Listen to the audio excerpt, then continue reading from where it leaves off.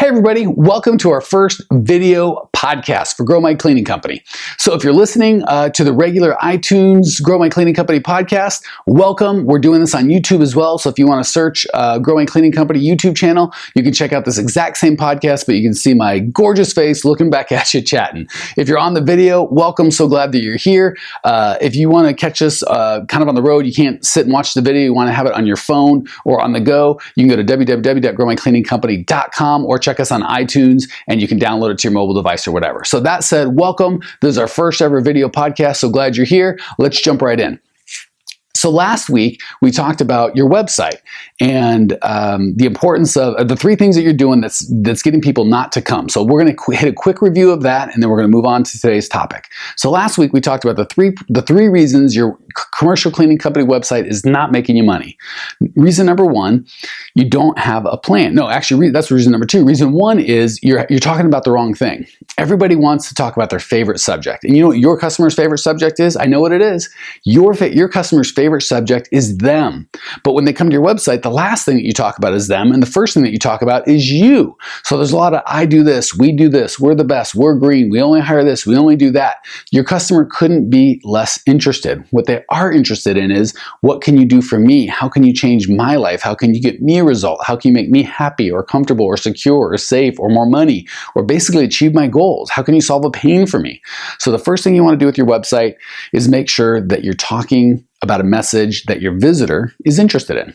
Easy enough? Cool. All right, number two, the second thing that we're doing wrong is you don't have a plan. You get people to come to your website, they look around, you talk about yourself, and they leave. And you might have spent, that might be the only opportunity you have to talk to that customer, and you never see them again. So the plan that we laid out for you last week is to get some sort of what I call a lead magnet or a gift or an information product or something of interest to your customer, right? If they came to your website, they're interested in cleaning, they want to know something, they're probably looking for information. So give it to them. Make them an infographic, make them a chart, make them a guide on how to choose a cleaner. Give them some sort of information that's not sales propaganda, actual real life information that can help them, some insight in exchange for their email address or for their name and their phone number. And then you can follow up with them. You can add them to an email list. You can add them to a newsletter. You can call them. You can do a lot of different things and continue giving them extra information with blogs or videos like this one or podcasts or however you want to reach out. You can continue that conversation if you capture their information. So that's the second thing, is you got to have a plan. So when they come to your website, even if they don't call right away, which most of them aren't, they leave their information behind. You give them something of value so they're interested in talking to you and learning from you, and then you can continue that conversation online, offline for as long as you like until they're ready to buy. That's the second thing. The third thing, the third reason that your website's not making you money is it's a ghost town. Nobody's coming to it. So if you do a good job with messaging and you talk about the things that your clients and prospects are interested in, and then you do a good job of getting their information so you can continue that interesting conversation and continue giving them value, that doesn't do you any good if nobody shows up. So I felt a little bad because all that's really good marketing stuff and it works, and I've used all those concepts to build the businesses that I've done. The problem is a lot of people are frustrated with, well, I got number one and I got number two, but how do I do number three? How do I get this mythical, magical traffic that everybody wants? So that's what we're going to go over today in depth. So let's jump in. So there's two main, as you probably know, there's two main ways to get traffic. You can pay for it, which is called paid traffic, pay-per-click, things like that, or you can get organic traffic, which is oftentimes, I believe, miscorrectly referred to as free traffic. So we're going to talk about the paid traffic first, then we'll jump into the free. So within the paid kind of universe, there's two kinds of paid traffic. That's not true. There's 1,000 kinds of paid traffic. There's two we're going to talk about today. We're going to start kind of big to small. So these two big ones can get you a ton of traffic. And not to say there's not other ways. You can do solo ads. You can do email blasts to other people's lists. You can do smaller paid. There's lots of different ways. But today we're going to talk about two, Facebook and Google. And I can go over the stats on how big they are and how almost everybody's on and all the traffic that they get. But the long story short is the traffic's out there. Google and Facebook have already done an amazing job of gathering these people together. You can just give them money and they'll give you the traffic. So first, let's talk about Facebook. And they're very different, by the way.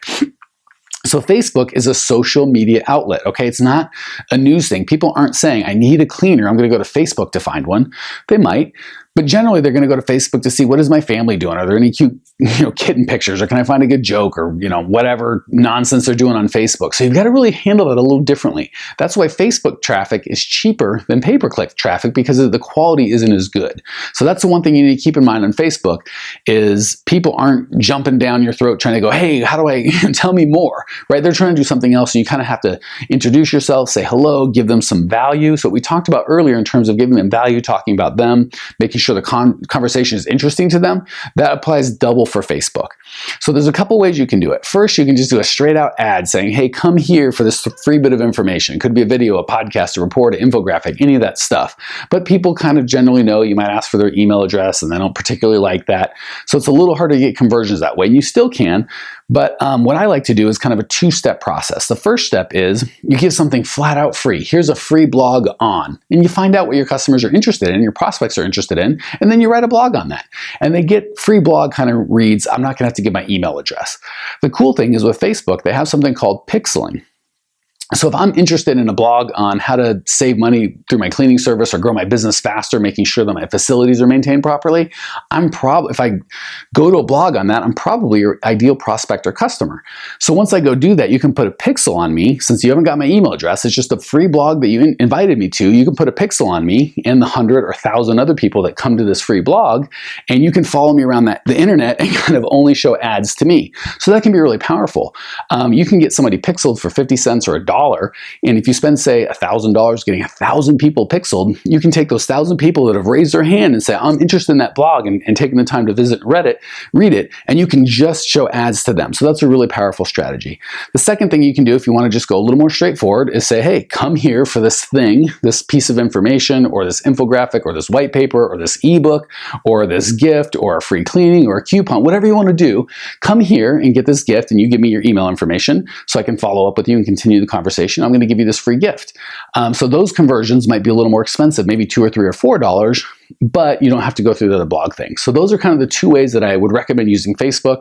Before we move on to Google, the other beautiful thing about Facebook is you can really be specific in who you want to talk to. So with the pixels, that's very specific. Only show the ad to these people that have read this blog, which is a really targeted group. Another way you can do it is what's called a lookalike audience. You can take your best 100, it has to be at least 100, prospects and customers, upload their email addresses to Facebook, and Facebook will go create a list of people just like those people. So that's another really powerful way to do it. The third way is if you're not willing or able to do either of those two lists, you can just flat out say, if you know what your customer, and you really should know your target customer, you can say, I only want to show this to 40 to 50-year-old women within 15 miles of this point who are property managers and make over $100,000. Or shop online or whatever. There's a lot of specificity you can add in and say, only show my ad to these people. So you can do that through pixeling, you can do it through just telling them who you want to show it to, or you can do it through a lookalike audience. So those are some of the benefits of Facebook. You can get started for as low as a couple dollars a day. It can be complex, and you can certainly pay someone to do a better job for it and really optimize that, but you can try it yourself for $5 a day and not risk a lot. So that's the first one of paid traffic is Facebook. It's real social. That's how you're going to do it. The second piece of that is something you're all familiar with, which is Google. You can do AdWords. Now this is a little different in that it's a lot more expensive. You're not going to be getting clicks or leads for 50 cents or $1 or sometimes even $2 or $3. They might cost $5 to $10 or upwards of $15 just for a single click.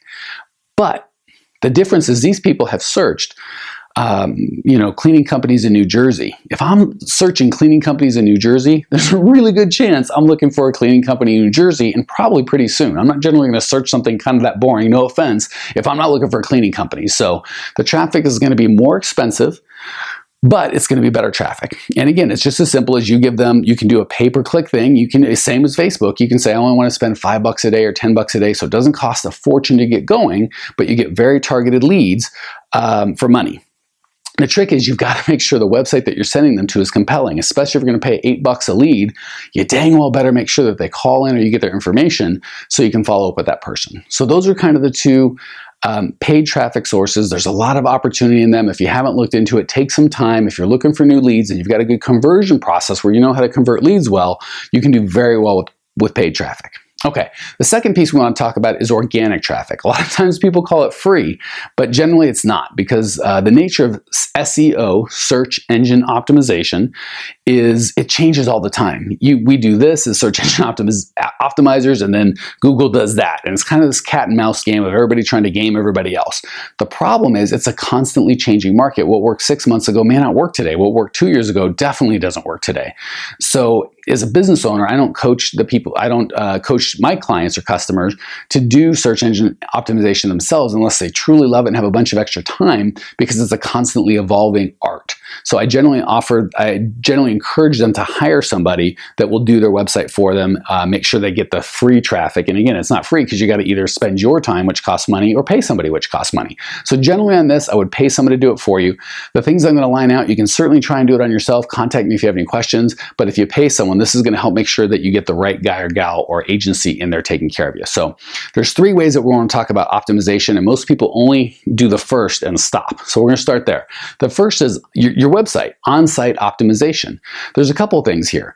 There's the old stuff with just making sure that you've got the right amount of keywords, and this is why you want to pay someone, because it used to be you could stuff keywords. You could just put, if you're trying to rank for the keyword commercial cleaning Tulsa, you would just put commercial cleaning Tulsa 27 times on that page. The problem is Google's got wise to that, and if you do that now, they'll actually penalize you and not show your website to people that are searching. So you got to be really careful with that. So the basic is just make sure your meta tags, your keywords, your headings, all that sort of stuff is in line. Any basic kind of SEO, search engine optimization guy or gal can do that. The second thing that you want to make sure is that your site is mobile optimized. Up to 40% of the traffic nowadays is coming through mobile. So like it, not like it, think it's smart, dumb, really doesn't matter. Almost half of the traffic is going to a mobile device. And it used to be, if your website wasn't optimized for mobile, they'd have a bad user experience on the mobile, which isn't great.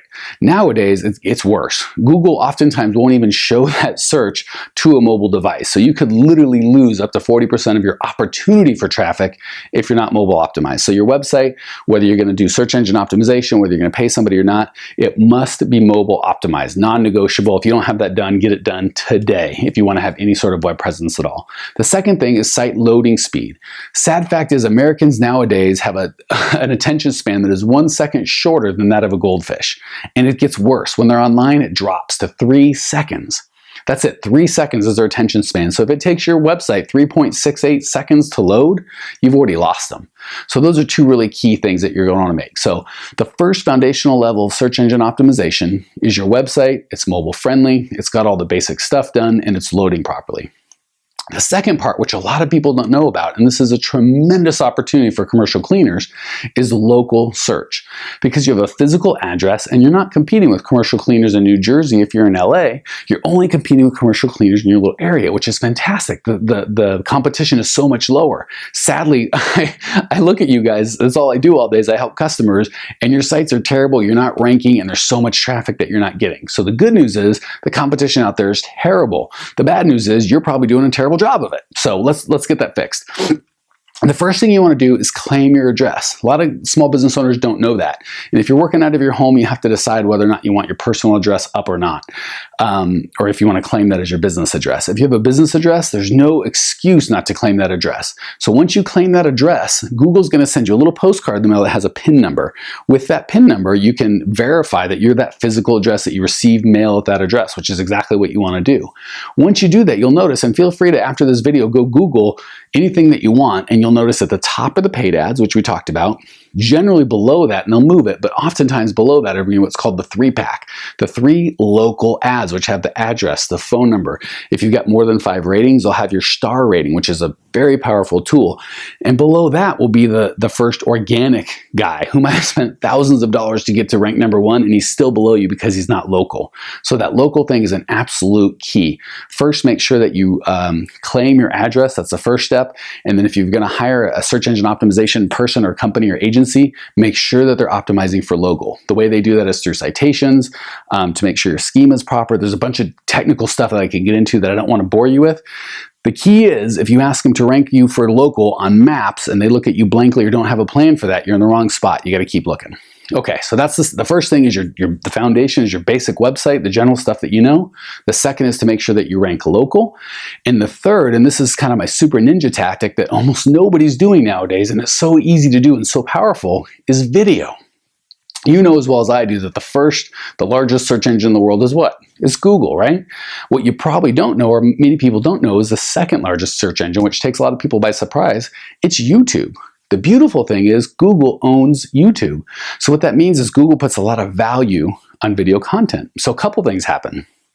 One, when you make videos like this one, right? This is a podcast that I'm doing as a video just so I can appease and make friends with YouTube and rank better on Google. So you're going to do the same thing, and there's a way to do that with how you tag it and write it, and you can rank for certain keywords. So let me tell you the magic synergy that comes together when you do this right.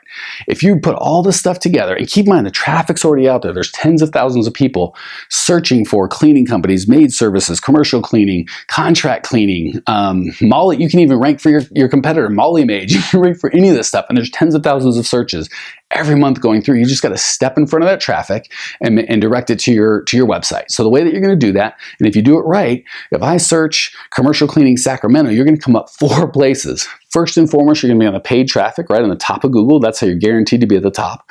Below that is going to be the 3-pack of local businesses.